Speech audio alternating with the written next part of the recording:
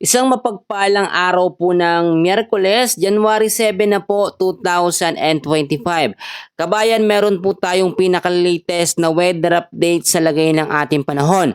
But before that, please don't forget po muna to like and subscribe and then pahit na rin po ng notification bell para sa next update po natin ay mabilis ko po kayong mano-notify. Sa pinaka-latest na update po natin mga kaibigan, patuloy po nating minomonitor ang LPA po or ang LPA na nandito po sa may bandang area po ng Palawan. At dito naman po sa may bandang silangan ng ating bansa, may panibagong LPA tayong minomonitor. Balikan natin yan. Ngayon, alamin po muna natin yung tinatawag po natin na forecast weather condition, which is ito po yung dahilan ng mga pag-uulan ngayong araw po ng Miyerkules kasama yung mga lugar po. So sa area po ng Bicol Region, Quezon, Oriental Mindoro, Marinduque, Romblon at Northern Samar. Ang weather conditions po sa mga lugar na yan, patuloy po ang cloudy skies with scattered rains and isolated thunderstorms dahil po sa shear line o yung salubungan po ng malamig at mainit na hangin. So ulitin ko yung mga lugar na binanggit ko na yan, may possible na impact ang shear line na pagbabaha sa mababang lugar at landslide po sa mga landslide prone area kapag nagkaroon po ng moderate to heavy rains anumang oras. Samantalang dito naman po sa may Basilan, Sulu, Tawi-Tawi at sa may Palawan area, ang weather condition po sa mga lugar na yan patuloy din ng maulap na kalangitan na mayroong scattered rains and thunderstorms dahil po sa trap ng low pressure area.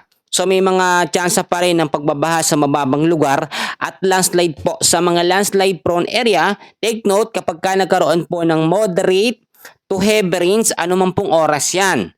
So dito naman tayo sa nalalabing bahagi po ng Eastern Visayas. Ang lagay naman po ng panahon dyan, patuloy pa rin ang maulap na kalangitan na mayroong scattered rains and thunderstorms dahil po sa easterlies. At eto dahil din sa panibagong banta ng LPA o low pressure area, may chance na magkaroon po ng double effect etong easterlies. Imo-monitor nating mabuti yan at kung yan po ba ay magiging una o kung yan bang LPA dyan sa may bandang Eastern Visayas ang maging unang bagyo ngayong 2026.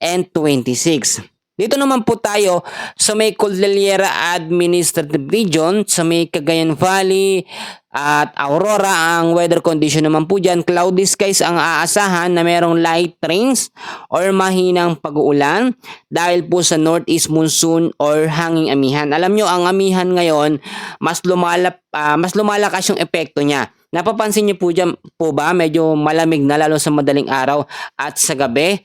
At dahil yan sa high pressure na tumutulong sa kanya para mas maramdaman natin yung hangin. So klaro po tayo doon. Dito naman po tayo sa may Metro Manila at nalalabing bahagi po ng Luzon. Patuloy pong makakaranas ng partly cloudy to cloudy skies with isolated light rains dahil po sa northeast monsoon or hanging amihan. Sa Metro Manila naman mga kaibigan, mag-ingat pa rin tayo sa mga posibleng bantaan ng mga pagbabaha at i-monitor natin kapag nagkaroon ng moderate to heavy rains anumang oras. No? Minsan kasi unpredictable, nagbabago po yung epekto po ng mga weather system sa ating bansa. Kaya nga po lagi ko sinasabi sa update natin, kailangan oras-oras po ay nakamonitor po kayo. At mahalaga po na malaman natin mga kaibigan kung ano ba yung banta o sama ng panahon na nakakaapekto po sa ating bansa. Ang nalalabing bahagi naman po ng ating bansa ay patuloy po makakaranas ng partly cloudy to cloudy skies with isolated rain showers or thunderstorms dahil po sa easterlies. So ang easterlies ay may chance magkaroon po ng impact na pagbabaha sa mababang lugar at landslide sa mga landslide prone area kapag nagkaroon po ng moderate to heavy rains anuman pong oras yan. So mga kaibigan, layan kong sinasabi, balikan natin yung sinasabi ko po sa inyo na tropical cyclone threat potential. Doon po kasi natin na monitor ito pong sama ng panahon na lumabas na po ngayon.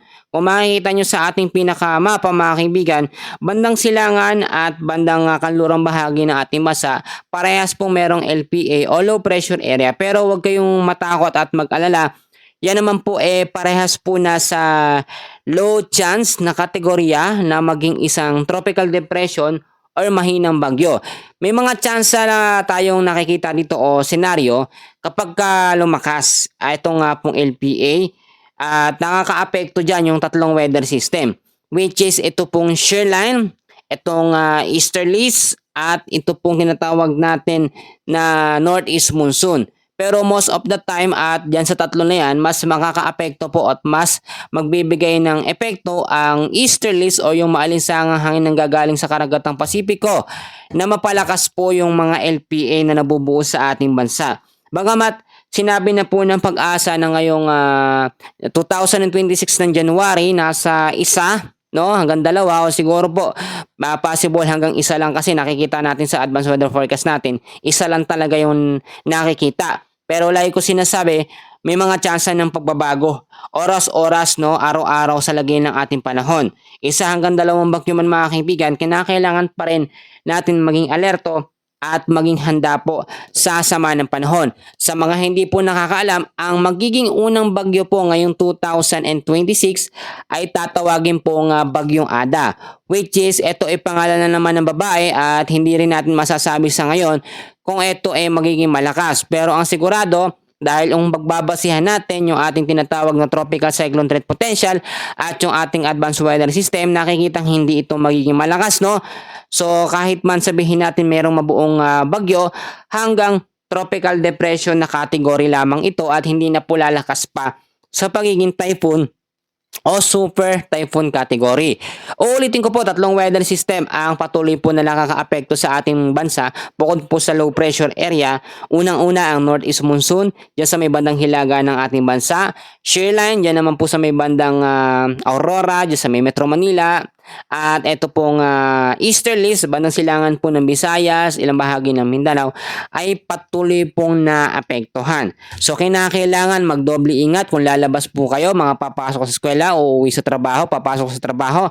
O galing pong magdala ng payong, jacket, kapote, panlaban po yan sa mga biglaang bugso po ng pag-uulan. Maraming salamat po and God bless po sa inyong lahat.